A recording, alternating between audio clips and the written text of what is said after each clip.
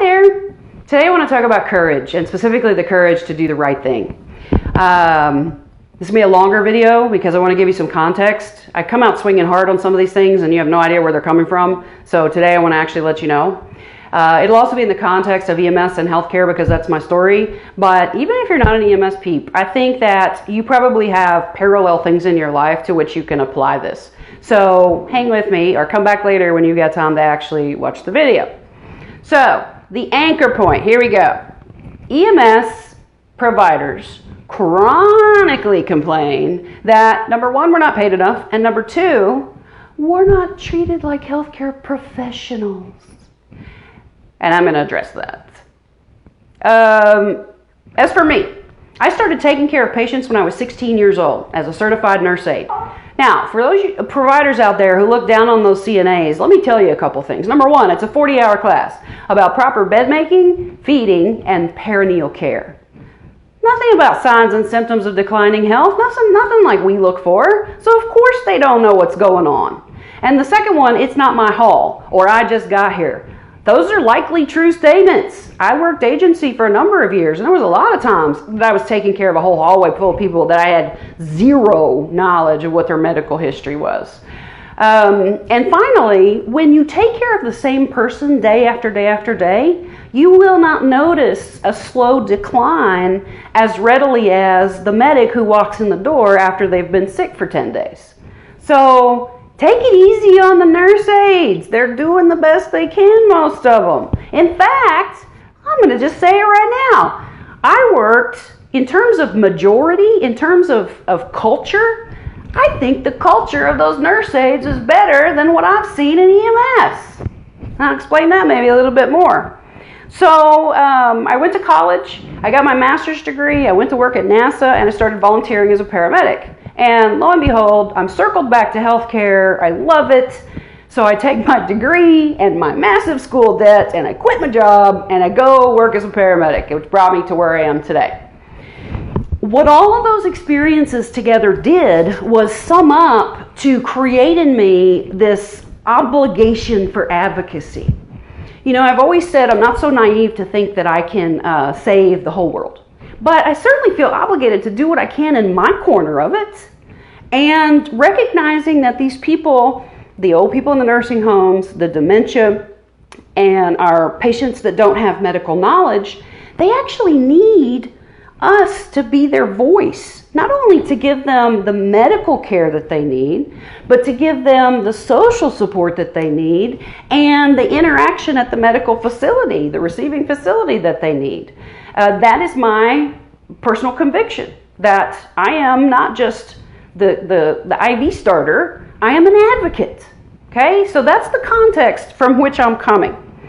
So for the EMS reference, I had an advanced student come into a clinical orientation which was mixed. It had brand new, basic students in there as well.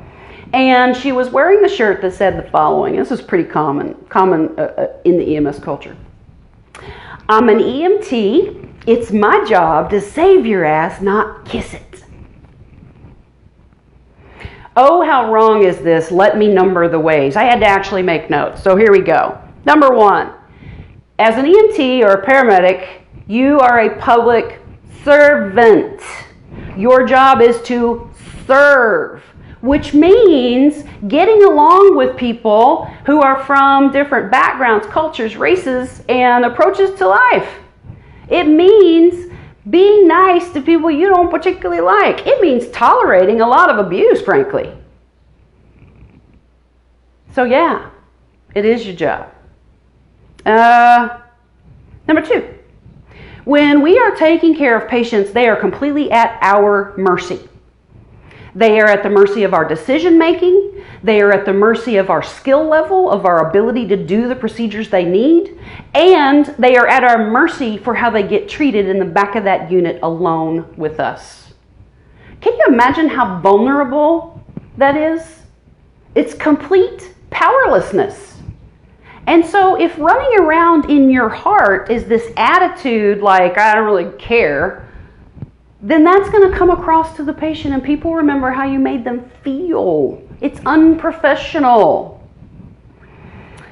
Number 3, what other profession is going to proudly display such a slogan? Like, what other professional would choose to wear that shirt? Let's let that one linger because that one's pretty clear.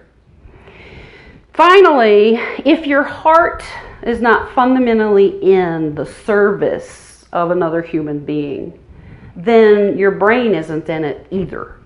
And if your brain is not fully engaged and you're not fully cognizant of what you're trying to achieve or what you're trying to do, then the care itself is not going to be as good.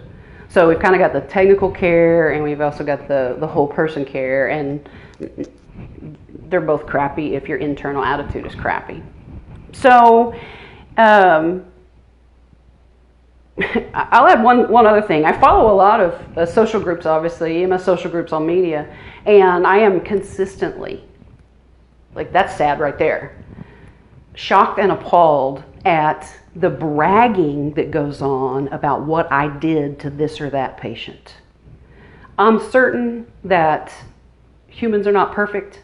I am certain that some of this kind of thing goes on in other healthcare arenas, but the pervasiveness of it, the dominance of it on the EMS pages is shocking. So if you want to be treated like a professional, then perhaps the first step would be to act like a professional. And as a public servant, you're always in the eye of the public. It's not just, when you're in uniform, it's always. So here's where we circle back to courage. And here's where I bring in the rest of you back to the story and how this can apply in your life. Do you have the courage to approach at least those in your own circle over whom you could have some influence to suggest that perhaps this attitude could be better? I'm not talking about being a keyboard warrior on the internet with a bunch of people you don't know with whom you're going to make no impact. I'm talking about carefully and gently choosing the message to people who are in your circle who carry this kind of attitude, with the suggestion that, it doesn't have to be a touchy-feely thing. Let's just strictly look at the professionalism aspect. It is tough to define where the line is because we do have a twisted sense of humor and mostly out of necessity. And so I totally understand that. But then again, the message that you display to the public needs to be consistent. And even those quote unquote humorous things probably should be kept behind closed doors, only because humans that haven't slogged through what we've slogged through, it seems callous and uncaring, and that's not okay either. So if today you have the opportunity to stand up for what is right, will you do it? It's not necessarily popular to have a strong opinion about anything anymore, so it can be a very lonely position. You have to be comfortable with who you are and where you're coming from to be able to do this kind of thing. If you struggle with it, I want you to know I got your back. You DM me, you call me, and I will cheerlead you right through it. Because my fundamental final question for the day is this. If given the opportunity to stand up for what is right, if you let that opportunity pass you by, then what are you doing? Taking up air? Taking up space? Be the change you want to see in the world. Well, okay, some of that is leadership by example, which is largely silent, but some of it is saying, you know what? No. This I cannot take. This I will not stand for. Looking for your comments today. Hopefully I got you stirred up. Think about your own courage. I mean, you can do it in small ways.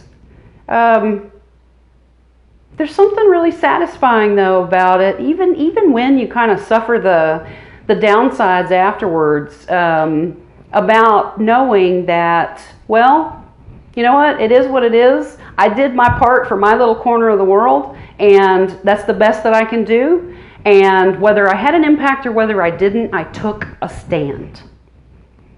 So that's what I got for today. I hope to hear from you, and if not, I'll see you next time.